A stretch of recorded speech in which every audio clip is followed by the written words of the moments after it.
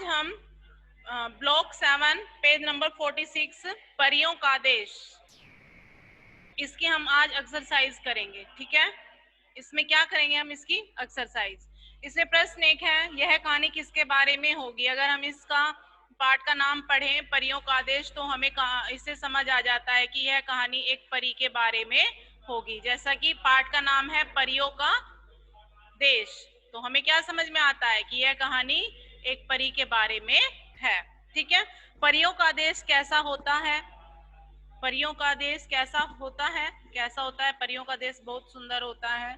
चारों तरफ रंग बिरंगे फूल होते हैं और जो है भंवरे होते हैं, तितलियां, ये सभी वहां पर होते हैं। ठीक है, अभी हमें अनुमान लगाना है, गैस करना है, क्या होता अगर उमा मदद करने से मना कर देती। तब क्या होता जब उमा मदद करने से मना कर देती, तो उसे क्या होता, उसे वहां से आगे जाने का मौका नहीं मिलता। क्या होता, उसे वहां से आगे जाने का मौका नहीं मिलता। उमा पहाड़ के सवाल का जवाब नहीं दे पाती, तो क्या होता, अगर वह सवाल का जवाब नहीं दे पाती तो उसे जो उसे जूते मिले थे वो उसे वहां पर नहीं मिलते। जो उसको जादुई जूते मिले थे, पहाड़ ने दिए थे, वो उसको वहां पर नहीं मिलते।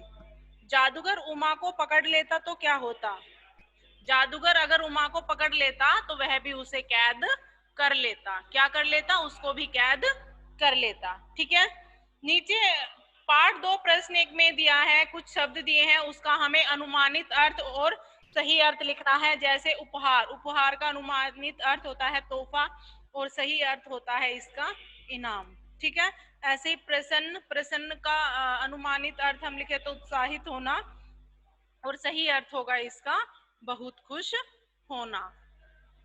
ठीक है, ऐसे ही 2-3 और नए शब्द दिए हैं, उनका भी हमें ऐसे ही लिखना है, अनुमानित अर्थ और सही अर्थ। ठीक है, उसके बाद प्रश्न 3 में क्या करना है, उसके बाद हमें नीचे शब्द दिए हैं, उसका अर्थ लिखना है और उसके अर्थ लिखते हुए हमें एक नया वाक्य बनाना है, उसका हमें एक नया वाक्य बनाना है। ठीक है, उसके बाद पार्ट 3 में संज्ञा, संज्ञा दिए, इसमें हमें ऐसे शब्द लिखने हैं जो व्यक्तिवाचक संज्ञा के हों प्रश्न 1 में, और जातिवाचक संज्ञा के 2 शब्द लिखने हैं और भाववाचक संज्ञा के, इनमें हमें बॉक्स में भरना है। जैसे अगर हम लेसन में से ढूंढ कर लिखें तो इसमें आएगा उमा और लाल परी। पार्ट 3 प्रश्न 1 में क्या क्या व्यक्तिवाचक हो सकते हैं, उमा और लाल परी। ठीक है, उसके बाद जातिवाचक संज्ञा में पहाड़ और बगीचा। ठीक है, उसके बाद 3 में है उदासी और पथरीला भाववाचक संज्ञा में। ठीक है, ऐसे ही नीचे कुछ दिए गए हैं, जैसे जब आप अपना मनपसंद खेल खेलते हैं तो आपको क्या होती है, भावना बतानी है हमें, क्या भाव हमारे मन में आता है। जब हम मनपसंद खेल खेलते हैं तो हमारे मन में क्या भाव आता है, खुशी, तो वहां पर आप क्या लिखोगे, खुशी। प्रश्न 2 पार्ट 3 प्रश्न 2 पेज नंबर 47, जब आप अपना मनपसंद खेल खेलते हैं तो आपके मन में कौन सा भाव आता है, खुशी का भाव आता है। ठीक है, उसके बाद जब आपका दोस्त बात नहीं करता है तो वहां पर कौन सा भाव आता है, दुख का भाव आता है। वहां पर कौन सा भाव आता है, दुख का भाव आता है। ठीक है, उसके बाद जब आपकी पसंदीदा चीज खो जाती है तो हमें चिंता हो जाती है, वहां पर चिंता का भाव आता है। ठीक है, तो वहां पर किसका भाव आता है, चिंता का भाव। ठीक है,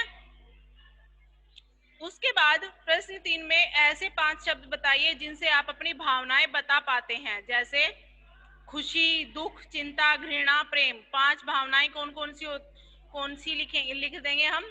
और भी बहुत सारी भावनाएं होती हैं, बट यहाँ पर मैंने लिखा है खुशी, दुख, चिंता, घृणा, प्रेम।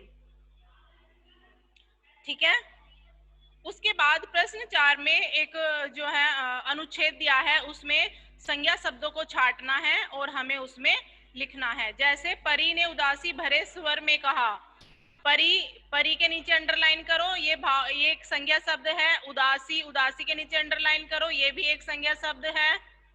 ठीक है, मैं लाल परी हूँ, लाल परी भी एक संज्ञा शब्द है, उसके नीचे अंडरलाइन करो। मैं अपनी बहन पीली परी के साथ एक दिन इस बगीचे में घूमने आई थी। तो पीली परी के नीचे अंडरलाइन कीजिए, बगीचे के नीचे अंडरलाइन कीजिए। यहाँ से एक जादूगर मेरी बहन को ले गया, जादूगर के नीचे अंडरलाइन कीजिए। मैं अपनी बहन के बिना महल नहीं लौट सकती हूँ, बहन के नीचे अंडरलाइन कीजिए। ऐसे ही महल के नीचे अंडरलाइन कीजिए। ठीक है, क्या तुम मेरी बहन को ढूंढने में मदद करोगी? उमा ने कहा। उमा के नीचे अंडरलाइन कीजिए, हाँ मैं आपकी मदद करूंगी। ठीक है, उसके बाद पार्ट 4 में है कल्पना करते हुए लिखना। ऐसा होता तो क्या होता? उमा लाल फूल तोड़ देती तो? लाल फूल तोड़ देती तो क्या होता? क्या होता? उसे लाल परी नहीं मिलती। जब वह फूल तोड़ने जा रही थी तो एकदम से जैसे उसने उसको छुआ तो उसमें से क्या निकली? एक लाल परी। तो वो जो लाल परी उसमें से निकली, अगर वो उसे तोड़ देती तो वो उसे नहीं मिल पाती। ठीक है, उमा अपने घर वापस नहीं जा पाती तो क्या होता? अगर वह अपने घर वापस नहीं जाती तो वह और उसका परिवार दुखी हो जाता। ठीक है,